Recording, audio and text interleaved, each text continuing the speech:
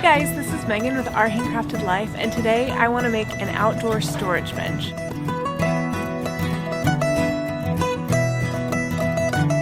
So this is part of a larger outdoor backyard reno that I'm hoping to be able to complete this spring. Right now it's really small because we live in the middle of a city, so we don't have a ton of space, but I want to make that space really usable space. So I want to have a spot for the kids to play, and then a spot kind of for adults to play. I really want to be able to play cube outside. And so it's finally nice enough, the weather's kind of warmed up, so we can get outside and get started. So I've been working all winter. I have tons of plans for backyard reno. Here are kind of my plans for the storage bench. What I wanted to do with this, I've seen storage benches before, you know, outdoor storage benches. I really like Bob Claggett from I Like to Make Stuff. I really like his pool storage bench, but I wanted mine to be able to hold those large rubber containers because I know that they're weatherproof. I know that the bugs can't get in or critters can't get into them, and so I wanted to be able to make a storage bench that looked nice on the outside and was super functional, but also held those big rubber containers on the inside. So I've got my plans and I think I'm ready to get started. So let's cut some wood.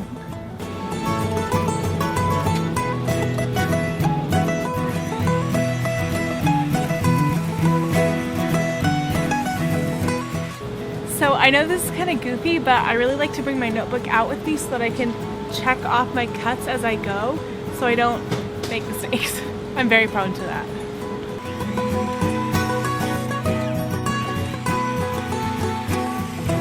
Okay, so now that my frame is all cut, we're gonna put the frame together tonight. I'm trying to get it all put together before it gets dark outside. I don't know if that's actually gonna happen or not, but I'm gonna pre-drill the hole so that the wood doesn't split. It should be a pretty simple build.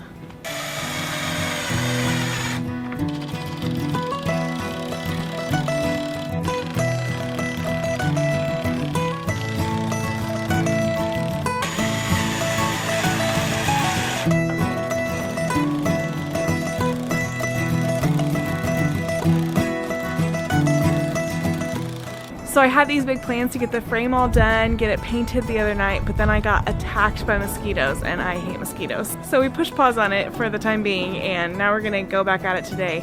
I'm hoping to get the frame all put together, to get it painted with white exterior paint, but I might have to make a trip to Lowe's, so we'll see if that happens.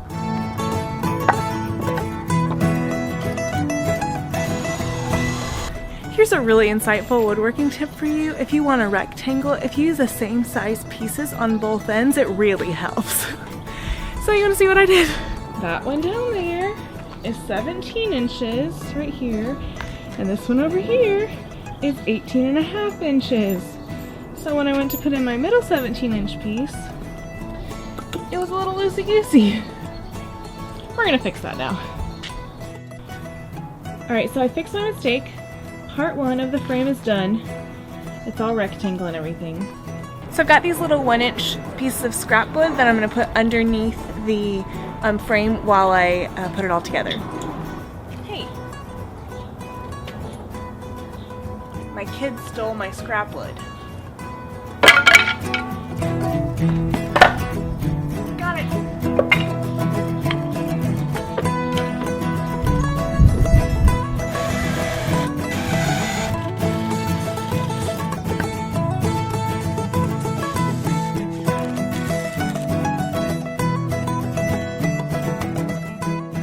After I finish screwing the vertical brackets into the frame, now I'm going to flip it over and add the top part and try to keep my kid from coloring on my frame.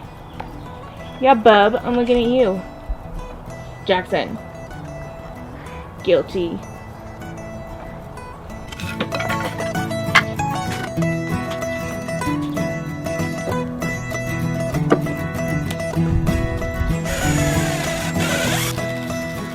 So now we have our frame together. We're gonna put a length of wood across here so we can mount the floor and then build the lid. Cut out 4 of these little 1.5 inch by 1.5 inch blocks, and I use the same spacers that I put down when I attached the outside frame to the inside legs. and I'm going to attach this to the bottom to run the bottom of the frame on. So now that the frame is done, we're working on the lid to the storage bench. And so I started by cutting these 1x4s to 17 inches to fit kind of in between the frame. And then we realized that it was going to be a really snug fit. So we cut 45s. I don't know if you can see that, but we cut 45s on the end of the wood just so that it would slide down in there really nicely. So when you lift the lid and put it back, it won't catch as much. It'll just kind of sit on the end of it. And we just did that with our chop saw. We just angled it at a 45-degree angle.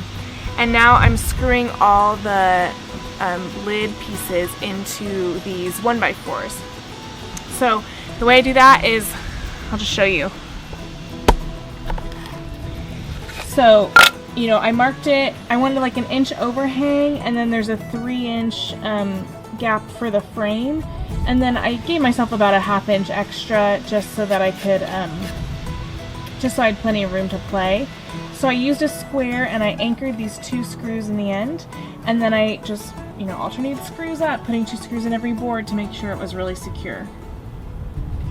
So now I'll do the other 2 and we'll have a lid.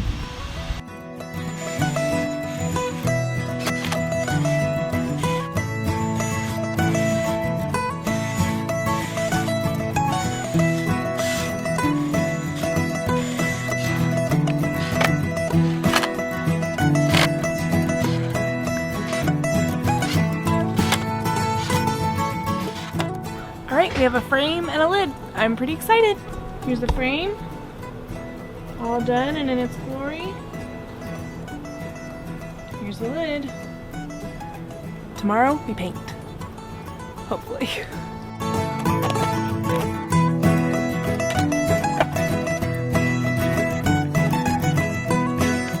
We decided to paint the frame and the top white so that we could use construction grade lumber. And we just picked out an exterior satin paint. This one was Valspar. It's called the Perfect White. It covers really nice. It's a paint and primer in one. And so it should cover in just a couple of coats and cover up any fact that it was construction grade lumber.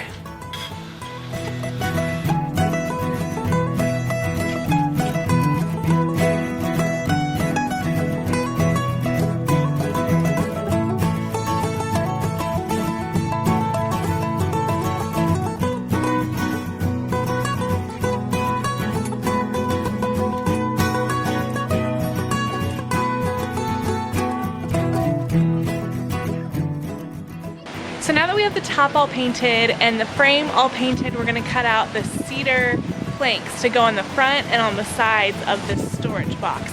So I got these back here in the Cull lumber section. So it was cheaper lumber, basically cedar fencing that was just on sale. So that's what we're going to use to make the sides and the back of our box. So these are the cedar fence pickets we found. I just found them in a bundle right outside Lowe's. It was all stacked together. And some of them aren't in great condition, like this one is, you know, falling apart and stuff, but overall it's going to be great for this project. So these are the pieces that I cut down for inside the bottom of the box. These are what our storage tubs will rest on top of.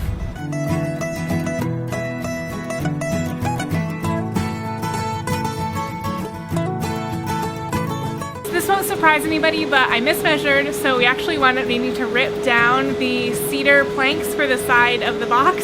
So Daniel was already using the table saw, so he's ripping them down for me.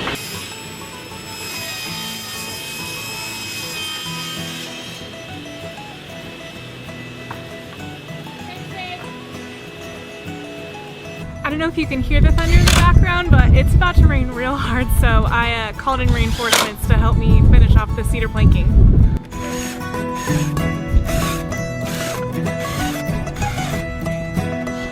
We pre-drilled holes and now we're putting screws in just down the center of the base.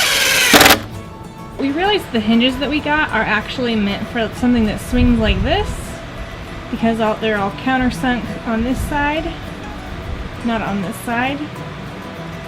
But I don't feel like making another trip to Lowe's for this project. Instead, we're just going to use a router to cut a notch so that this part of the hinge here can sit down in this piece of wood, and then it should open just fine.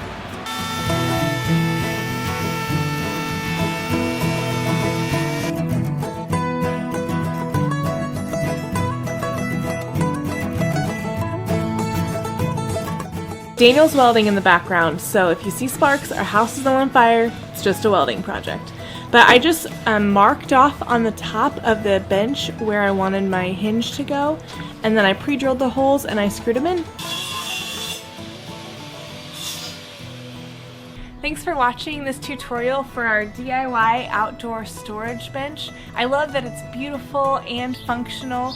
It serves as extra seating for our back patio, but it also can store things like outdoor pillows, our kids' toys, grilling tools, really whatever we want.